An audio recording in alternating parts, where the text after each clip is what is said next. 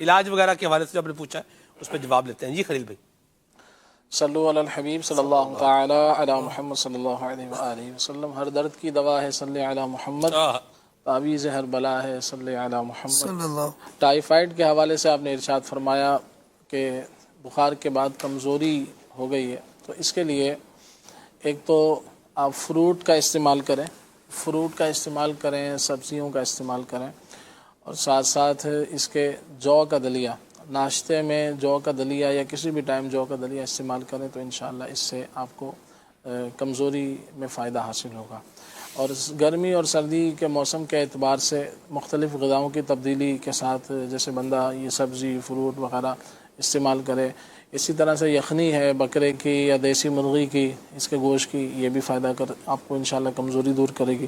اس کے لیے ایک بنائی دوائی آتی ہے جس کا نام ہے خمیرہ مروارید.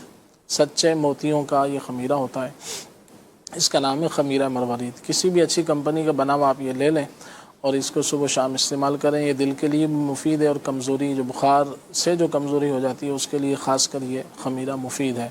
تو یہ صبح و شام 2 ٹائم آدھی چمچ، عمر کے اعتبار سے عمر کم ہے تو آدھی چمچ، بڑا کوئی فرد ہے تو وہ ایک چمچ اس کو استعمال کر لے تو انشاءاللہ فائدہ حاصل ہوگا. اچھا یہ بتائیں کوئی وہ امبری جواہر دار بھی کوئی خمیرہ ہوتا ہے، وہ کون سا ہوتا ہے؟ جی خمیرہ وہ امبری، کسی میں امبر ڈالا جائے یا کچھ جواہرات ڈالے جائیں. جیسے یہ میں نے مروارید کہا تو یہ بھی جواہرات میں سے ایک جواہر جیسے اسے کہا جاتا ہے. تو اگر کسی خمیرے میں یہ چیز امبر ڈالی جائے تو اس کے ساتھ امبری کا اضافہ ہو جاتا ہے. اگر اس کے اندر کوئی جواہرات مزید ڈال دیے جائیں تو وہ پھر جواہر دار ہو جاتا ہے. وہ سادہ بھی ہوتا ہے. جیسے خمیرہ ابریشم ہے وہ سادہ ہے، خمیرہ ابریشم کے ساتھ جو ہے وہ امبری وغیرہ بھی ہوتا ہے، یا گاؤ زبان امبری، تو اس میں امبر کا اضافہ ہو جاتا ہے. تو شوق سے نہیں کھانا چاہیے خمیرہ، یہ بھی ایک بات ساتھ میں خلیل بھی کر دیں. ایسے کوئی شوق میں ہی چلو یار یہ خمیرہ ہی کھاتے ہیں بھی کیا ہے یہ، تو یہ ذرا بتائیں کہ ابھی شوق میں کو کھائے یا علاج کے طور پر کھائے. بعض ایسی چیزیں ہوتی ہیں کہ جو اگر امبری جواہر دار ہوگا پھر تو علاج کے لیے بھی کھانے سے پہلے سوچے گا، ظاہر سی بات مہنگا ہی ہوگا. آ جاتا ہے 500-700 کے رینج میں آ جاتا ہے. اچھا تو وہ لے سکتے ہیں. تو اگر عام طور سے بھی اگر کوئی کمزوری ہے یا ویسی بعض ایسی چیزیں ہوتی ہیں کہ جو آنکھوں کے لیے، دماغ کے لیے مفید ہوتی ہیں، حافظے کے لیے، تو وقتاً فوقتاً اس کو استعمال کیا جائے تو وہ مفید رہتا ہے. اچھا ویسے بھی یعنی لے سکتے ہیں. دماغ جیسے آپ علماء اکرام تشریف فرمائیں تو ان کا کام اس طرح کا ہوتا ہے، لکھنے کا یا دماغی کام پڑھنے کا، تو نظر کے حوالے سے اور دماغی حوالے سے ایسی چیزوں کا استعمال مفید ہوتا ہے کہ جو ایسی چیزوں کو استعمال کیا جائے. جیسے آملے کا مربع ہے، یہ نظر کو فائدہ کرتا ہے، دماغ کو فائدہ کرتا ہے. اسی طرح سے مشہور ہے یہ جو میں نے خمیرے کا نام لیا، کسی واحد کسی کا کمپنی کا نہیں، ایک عام چیز ہے، تو اس کو استعمال آپ کر سکتے ہیں. اسی طرح سے بعض علماء کو دیکھا ہے کہ وہ خمیرہ ابریشم اس ایک مشہور نام ہے حکیم ارشد والا، تو وہ اس کو استعمال کرتے ہیں. یہ اس کا نام ہے. تو شارع جیسے ایک بخاری شریف کے شارع ہیں ہمارے بہت ہی پیارے عالم دین ہیں، تو وہ دوران شرح جو ہے وہ اس کو استعمال کرتے رہے. اچھا مفید ہے دماغی حوالے سے.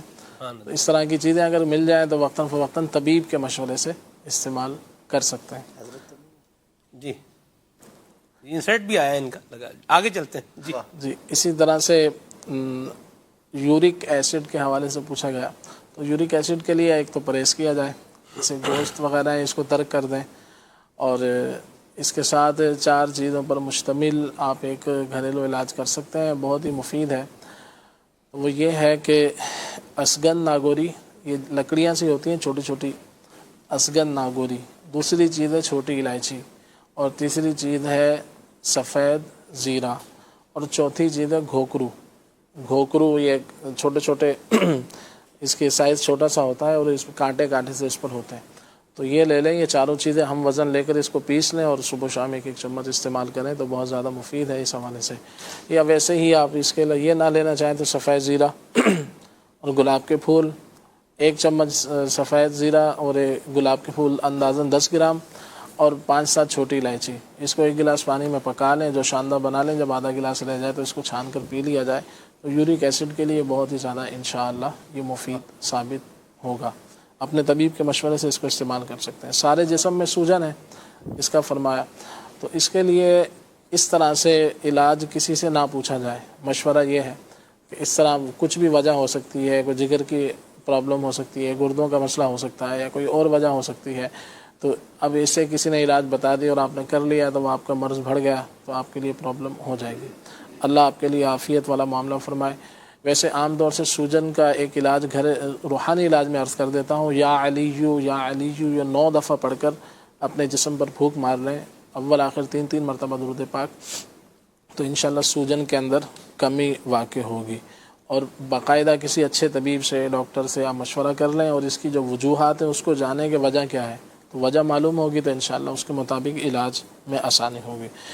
کان میں درد کے حوالے سے فرمایا, تو کان میں درد کے حوالے سے تو اس کی بھی مختلف وجوہات ہوتی ہیں. کبھی پردے کا مسئلہ ہوتا ہے, کبھی کوئی میل ہے, کبھی ایسا ہوتا ہے کہ نزلہ وغیرہ جم جاتا ہے, وہ بھی اس کا سبب بنتا ہے. کبھی دانتوں میں درد ہوتا ہے تو کان میں درد ہو جاتا ہے. تو اس کی وجہ دیکھ لی جائے. میں اس کے حوالے سے روحانی علاج عرض کر دیتا ہوں کہ یا سمیعو 21 بار 21 ٹائمز 21 مرتبہ یا سمیعو پڑھ کر دونوں کانوں میں پھونک مار دیں. جس کے کان میں درد ہو اول آخر 3 مرتبہ اس وظیفے سے پہلے درود پاک پڑھنا ہے, اور یا سمیعو 21 بار پڑھ کر دونوں کانوں میں پھونک مار دیں تو انشاءاللہ عز و جل کان کا جو درد ہے وہ جاتا رہے گا.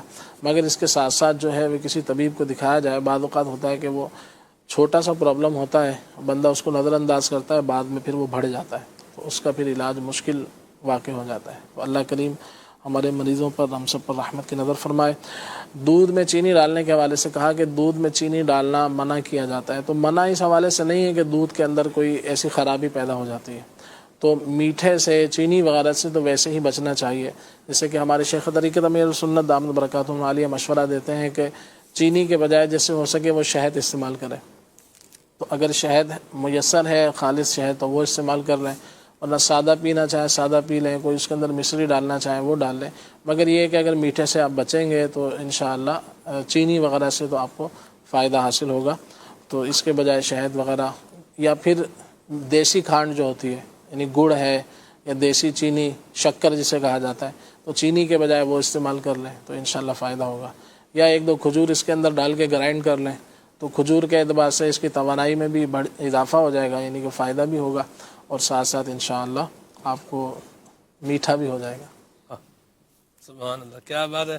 خلیل بھائی سبسٹیٹیوٹ بھی بتا رہے ہیں نا, نعم البدل بھی ساتھ میں بتا رہے ہیں. سبحان اللہ. اللہ تبارک و تعالی ہم سب کو عافیت اور سلامتی عطا فرمائے, اور جتنے پریشان حال ہیں اللہ کریم سب کی پریشانیوں کو دور فرمائے اور بیماروں کو صحت عطا فرمائے.